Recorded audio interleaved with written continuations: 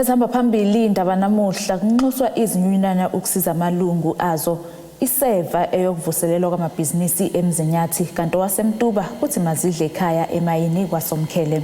Lezi-ke izindaba ze-1KZNTV ifundelwa samusili waNgqulunga ngibingelele mbukeli. Ungqongqoshe umnyango wezokuqashwa nezisebenzi uThulasingxesi usenxuseke izinyunyana zabasebenzi ukuba basebenzisane nomnyango kanye nabaqashi-ke ukufakela izisebenzi izicelo zemihlomulo yezisebenzi kakhulukazi-ke ekapoyinandi UIF phecelezi ukuze-ke zizokwazi ukusheshe zithole imali ziqhubeke nempilo. UNxesi-ke usho kanje njengoba kade nomhlangano nabasebenzi abalahlekelwe imisebenzi ngemva kokushiswa kwenxanxathela yezitolo iBridge City kanye neMega City ngenyanga edlule, kanti lo mhlangano bekuhlose ngawo ukuzochazela abalahlekelwe imisebenzi ngokuthi-ke abafake izicelo zabo. Njengoba uhulumeni wesifundazwe esematasa nokuqhamuka namasu okutakula amabhizinisi acekeleke phansi ngesikhathi lezibhelu zangenyanga edlule ezenzeka KwaZulu-Natal kanye naseGoli, umnyango wezabasebenzi nokuqashwa ohola ungqongqoshe uThulasingxesi namuhla uqaliswe uhambo lokuba nemhlangano nabasebenzi abalahlekelwe imisebenzi enxanxatheleni yezitolo iBridge City kanye neMega City eMlazi ngenhloso yokubagqugquzela nokubachazela ngezinhlelo onazo lo mnyango ngokubabhekelela ekutheni bathole imali UIF njengoba izindawo zokusebenzela zabo labasebenzi zingakabuyeli esimeni. Zilinganiselwa emakhulwini amabili izinxanxathela zezitolo ezalimala kulezi sifundazwe kanti bangaphezulu kwa-100,000 abantu abalahlekelwe imisebenzi ngemva kwalezi sigameko.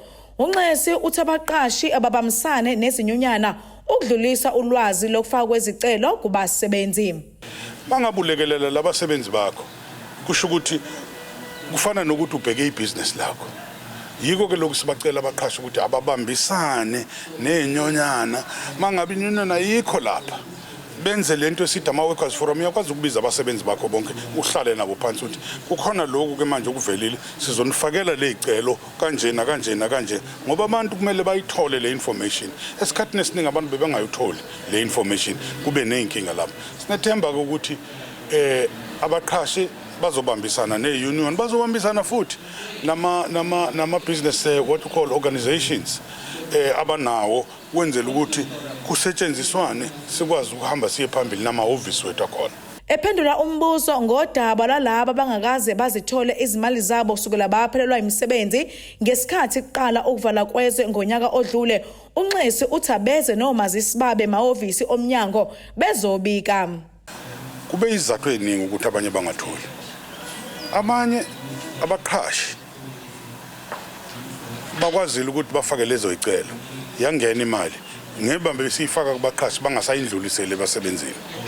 Abanye siyazi ukuthi abaqhashi zange babasize babanikeze lemininingwane efunekayo ukuze bakwazi ukuthi bafake izicelo zabo ku-UIF. Sithi ke manje mangunenkinga ezinjalo mawazi ukuthi umqhashi wakho boubani uzazi nawe unepasi lakho uzawuza kithi uzositshela kulama labor center ways nalo mahamba ngendlwane esinabo esibenzayo. BengiseNewcastle kulama viki andlulile sikhuluma ngayo lento, sesinamabhasi manje agijimayo ukuthi ahambe la ngaphandle azotshela abantu nge-UIF yabo naloko sikubiza ukuthi compensation fund mangaba khona abalimele emsebenzini siyasiza nje ngazo zonke lezi zinto, kodwa ke sibheke kakhulu kwamanje laba balahlekelwe ile imali. UNxesi uqhuba ngokuthi ukukhokheleka kwabasebenzi imali yabo ngeke isangena kumqashi kulandela izingqinamba zokuthi abanye abaqashi abakaze bayidlulisele kubasebenzi imali yabo ekubeni umnyango wabakhokhela. Ke okumele apply yibo laba abalahlekelwe umsebenzi kule unrest. Kuzo isicelo or application izofakwa umqhashi ngoba umqhashi unayo yonke imininingwane yabaqashi bakhe ebenabo lapha. And then kodwa imali mase siyikhokha ngeke sayikhokha kumqhashi, so ikhokha directly ku-account yomsebenzi. Kanti lo mnyango kusasa uzoba semgungundlovu uqhubeka nemhlangano yabo nabasebenzi kanye nabaqashi emva kokuthi umgungundlovu ungezinye zezindawo ezashayeka kakhulu. Ngodebo Sibisi wezindaba ze-1KZNTV ngibika ngisehholo lomphakathi kwaBesta. Umeya kumasipala wesifunda uMzinyathi uMthandeni Ngubane utheke kusanzima ukuqhamuka namaso ukuthi bengawusiza kanjani kumphakathi wezindawo ezingaphansi kumasipala besifunda ngezindawo ke zokuthenga ukudla kulandela ukuthi ke sekupheleka isikhathi esingaphezulu kwenyanga kwacekelwa phansi kwaphinde kwashiswa izitolo kakhulukazi ke eMsinga naseMawoti. uNgubane kusho lokhu kwingxoxo ekhethekile nethimba eThekwini ngenhloso yokubheka ukuthi ke ingakanani indima esidlalwe umasipala ukutakula ke umphakathi emva kwesibhelu zokudatshwa ezitolo. Izindawo eziningi zokuthenga isemakhaya ezingamadolobha zibonakala isathwele kanzima ekutheni ikwazi ukuvuselela zilungise kabusha izakhiwo ezashiswa ngesikhathi kade kudatshwa ezitolo okuyinto eyenzeka esifundazweni saKwaZulu-Natal kanye naseGoli. Kulesi sigameko kusale amalokishi nesincingathela zingakwazi nokuqagula ukuthi ngabe ukubuyela esimeni sokusebenza kwezitolo kuzothatha isikhathi esingakanani.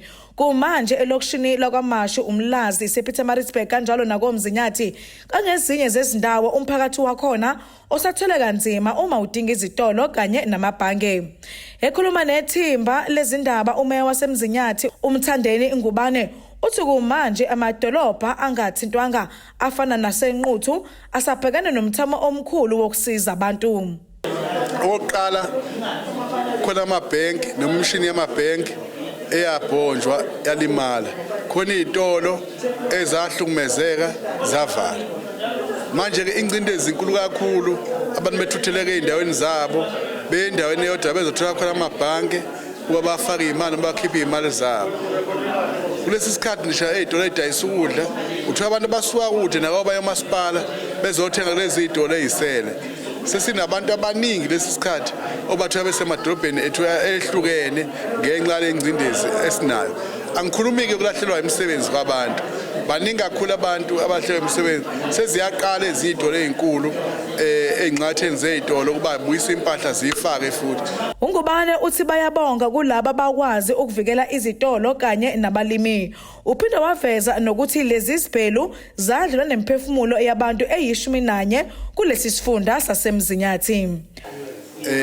eGreytown bashonile abantu, eTranscorp bashonile abantu. Abantu bonke abashonayo babe u11 kule ndawo yakithi yonke.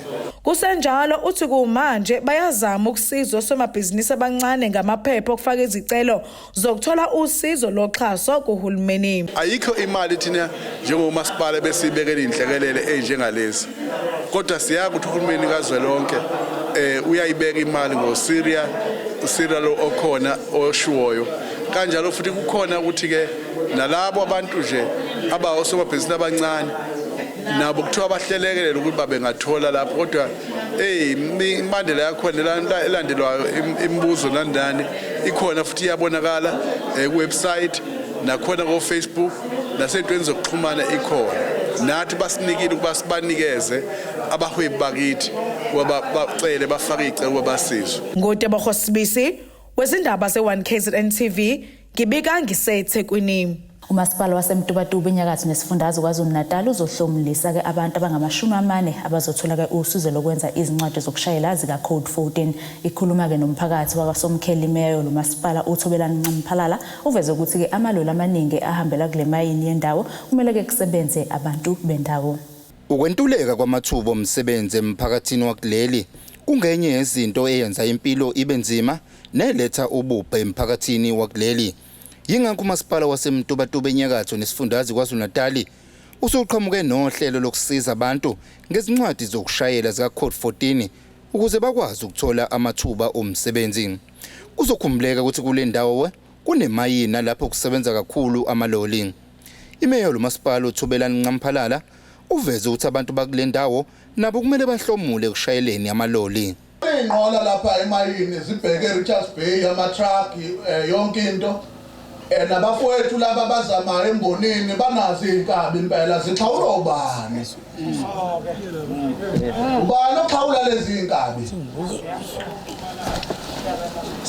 Kusuka abantu kwezinye indawo ngoba banama-Code 14 banayo yonke into. Ingane ikhona inalo uthando lokuyixhawula nayo inkabi la kwaSomkhele. Kodwa inawo amandla okwenza uCode 14. Sithatha isinqumo ukuthi Asikhiphe isikhangiso sifuna abawu-40 ngesobaqala phansi baze bathole incwadi. Lo masipala buhambela indawo yakwaSomkhele ku Ward 18 ukuyokwethula uhlelo lokwakhiwa kwehholo lomphakathi. Leli hholo kulindele ukuthi lithathe izinyanga ezine kanti kuzoba namathuba omsebenzi azodaleka emphakathini. Uma ngabe kunamathuba emsebenzi akuprioritize laba bangathatha entweni amakhaya abo ahlwempu okungangeni impuphu ukuze nabo isimo sishintshe. Siyafisa ukuthi siyethule iproject OWASEMTUBA Community Hall. Asizokwememezela nje ukuthi iproject izoqala. Sizothula usonkontileka. Izindawo eziningi ezingaphansi kwalomasipala sisasilele emuva kakhulu ngentuthuko. Ezindabeni ze-1KZNTV kubikuthi abantu maphumulo eMtubatuba.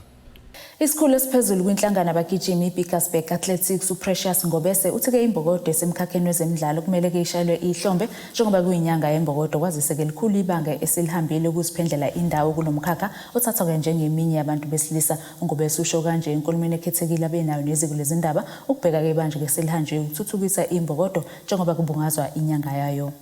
Imbokodi lokhu iqhubeke njalo nokuqhakaza emkhakheni ebiyaziwa njengeyabantu besilisa.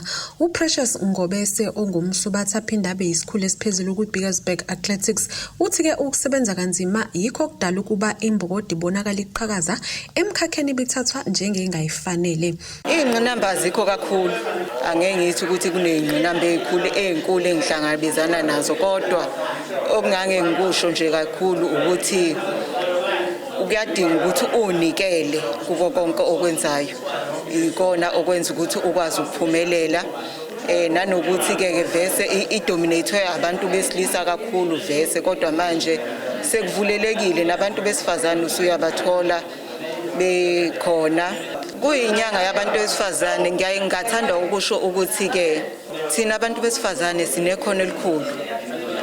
And uma ungahlala uthule uhlale ekhoneni uhobe angeke livele ikhono lakho. Uthi-ke nakuba emkhakheni wezemidlalo kukhona abantu besilisa kepha-ke akhona amathuba avuleleke kwabesifazane kanti-ke nabo abayibekile phansi. Njengayo yonke imikhakha nawo lo wezokusubatha ushake kakhulu kusukela kuhlasela ukhuvethe njengoba abasubathi bebengakwazi ukuyilolonga ngendlela futhi-ke nemijaho eminingi iye yahoxiswa.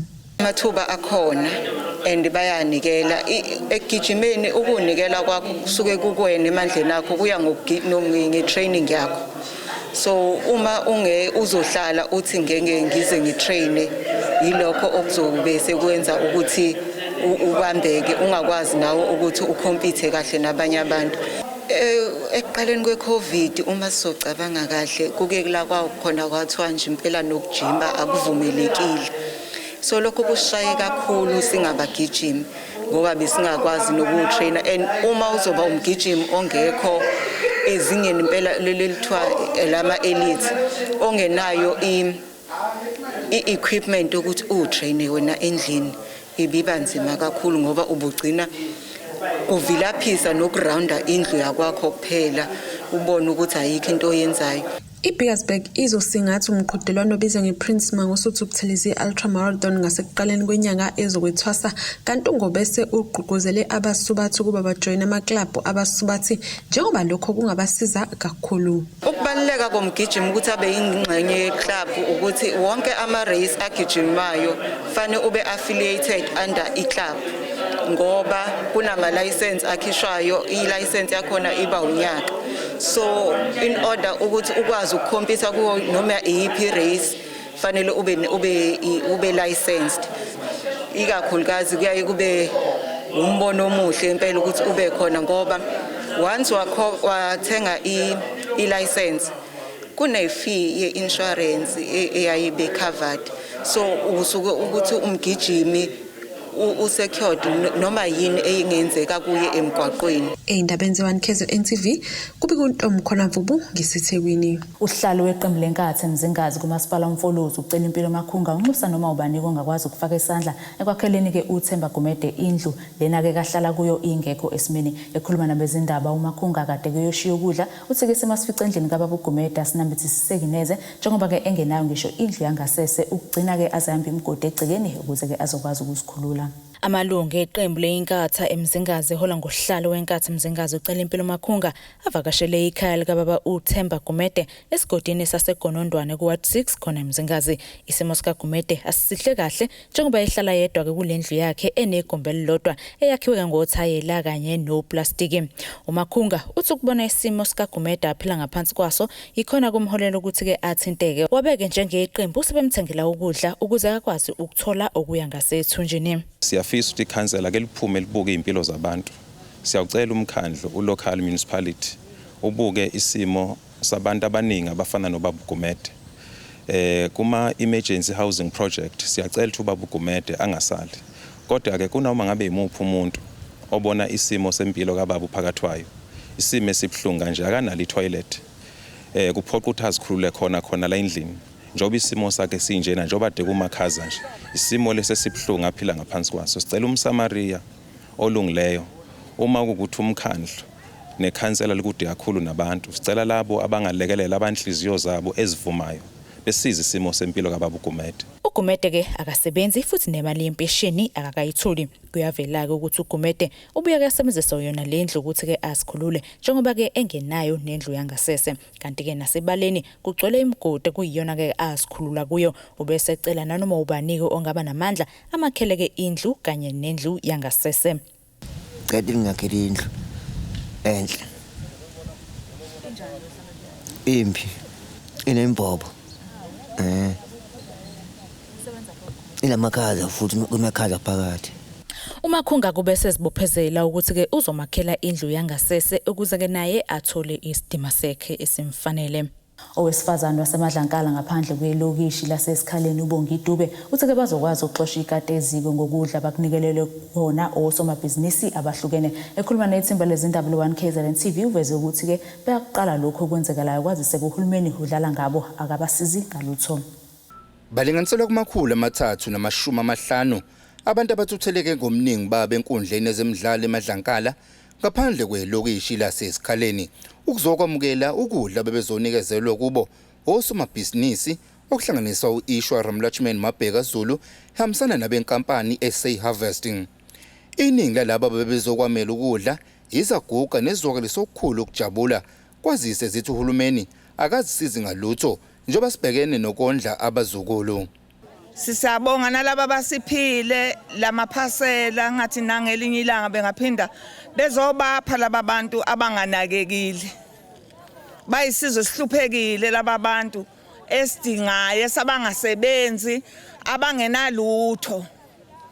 Siyacela ke nalapho kuphuma khona lokudla nalomndiye ozosipha khona lokudla nalomfokazi omhlophe sicela ukuthi amandisele lapha kuthathe khona ngoba siyaqala ukubona izinto ezinje abantu bezophiwa kungave ngoba qhamuka kakhulumeni okuthi usigadile emayesho. Ngiyambonga umdabo wasendiya nosize ngokudla kusincede kakhulu siyalamba ngendlala. Akukho kunye singakubonga simbonga kakhulu umuntu wezizwe impela usizile kakhulu.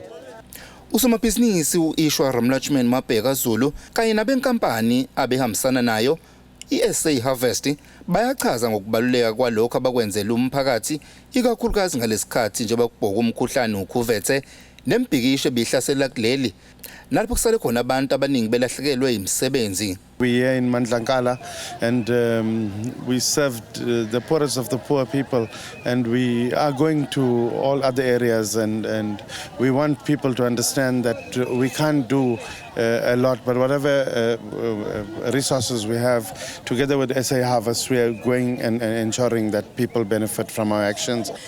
Our aim is to end hunger in South Africa, but we do this by rescuing food that would otherwise go into landfill that is wasted, surplus, overstock, overruns of all sorts of food from farm level, manufacturing level, distribution level. So we do this 365 days of the year. At the moment now, with the recent looting, it's left a lot of homes upheaved with no jobs, and so we've procured in food from all our big donors, and we're out here to come and help the people, the vulnerable people. So we focus on the elderly and the babies and children.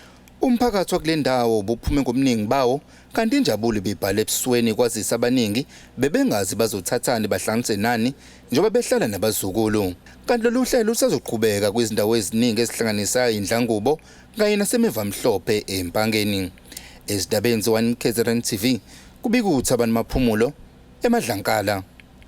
Ihloko yezokukhangisa enkampanini yomshwalensi Momentum uCharlotte Nsubunga Mukasa uthi-ke umkhankaso wabo ongowesithathu kulonyaka obizwa nge#SheOwnsHerSuccess bahlose ngawo ukugqugquzela abesifazane ukuba bazigqaje ngempumelelo yabo kwimikhakha eyahlukene. Ekhuluma nethemba lezindaba 1KZNTV uNsubunga Mukasa uveze ukuthi sekuyisikhathi ukuthi abesifazane basukume bazimele babhekane nezinselelo abazithola kwizindawo abasebenzela kuzo. Inyanga kaNcwaba inyanga kuyake kubungazwe ngayo abantu besifazane ngamagalelo abo ahlukene ezweni. Kanjalo ke nenkampani yomshwalensi Momentum iyake ibe nomkhankaso obizwa nge#SheOwnsHerSuccess nalapho kubungazwa khona ukuzigqaja kwembokodo ngempumelelo yayo. Isikhulu salenkampani kwezokumaketha uCharlotte Nsubunga Mukasa uyachaza. This is our third year, actually. We run a campaign called #SheOwnsHerSuccess. And the aim of this narrative or the story and this campaign is really to encourage women to successfully navigate and overcome their barriers to success. You know, we've got to acknowledge, though, in each and every year that we put this campaign out there, that we can't always be talking about success. There is a flip side to success, and that is failure. So a lot of the time we put this campaign out to encourage women to own their success with pride and with confidence. But we also have to acknowledge that it's okay not to be okay, but that failure is just a stepping stone on your journey to success. Lo mkhankaso uqhuqhuzelwa imbokodo ekwimikhakha ehlukene nezinselelo zayo. Le nkampani ke izophinde ibe nohlelo lapho kuzoqhutshwa khona lo mkhankaso osusengathwe ke unyaka wesithathu. On each day have different workshop facilitators. Some of them are going to be talking about how to negotiate the pay that you deserve at work. Some of them are going to be talking about imposter syndrome. Why is it that as women we doubt ourselves so much when we are promoted and we take on positions at work? What is holding us back? So we're going to be speaking about some of those topics. We're going to be talking about how do you leave a financial legacy for your children? This goes for men as well. Come and get advice from financial advisors in terms of how you can work with 10 Rand, 100 Rand, 1,000 Rand, whatever you've got so that you can leave a financial legacy for your children. And we're going to be talking about multiple topics. They'll be different on the 19th so that we can get people to come in on the 19th. Very different on the 26th so that we can get people to come in on the 26th. So we're encouraging people to come to both workshops to see what works for them and to log on to the www.momentum.co.za website to choose which topic or which workshop you want to come to. Bukelike akesibheke engosini yezomnotho. Irandi lo 15 Rand 23 cent maqhathaniswa nedola laseMelika libo 20 Rand 77 cent maqhathaniswa nopondo waseBritain libo 17 Rand 81 cent maqhathaniswa neeuro yase-Europe igolide lona libo $1,786.46 ounce kuthula ongahluziwe wona ubo $66.45 umphongolo. Bukeleka ke sibheke engosini yezemidlalo. Usha ibuye umjaho wezokugijima oqanjwe ngaloko kumsunguli weqembu le-IFP inkosi Mangosuthu Buthelezi obizwa ke ngePrince Mangosuthu Buthelezi Ultra Marathon. Kuzokhumbuleka ukuthi sekuphela kweminyaka emibili lo mjaho ungekho kepha ke kulonyaka ubuya nezinguquko eziqavile kwaziseke isimo sokuhlasela kwegciwane icorona. Lo ngumqondisi walo mjaho uCelani Makhoba uthi bazokwenza isiqinisekiso ukuthi yonke imithetho yezokugijima iyalandelwa ngendlela. Isibhamu sokuqala ke kumjaho sizokhala ngehora lesihlanu kumandulo edolobheni laseNquthu upheleke kwelase Dandi. Lendlela esisebenzayo ile besisebenzisa le eGqeberha kule mjaho kade sinayo khona. So uma ngabe beqeda abagijimi asizuba nabo abagijimi abazohlala umuntu meqeda bayadlula bayahamba bayonke into izobe sifuthile ngendlela zakhona ngisho namamedala azobe khona kodwa bazobe futhi athatha umuntu adlule ahambe. And then angeke sibe nayo futhi I full prize giving. Sizoba ne prize giving only ye first 3. 100,000 abesilisa nowesifazana mayiphume phambili 100,000. Number 2 wethu male and females abesilisa nabesifazana kuba 50,000. Number 3 wethu besilisa nabesifazane kuba 25,000. Sakhuluma nge-race lega 52 kilometers. Number 4 wethu ube 15,000 males and females. Number 5 wethu kube 10,000. Bukeleke nasi isimo sezulu esingalindeleka osukwini lakusasa.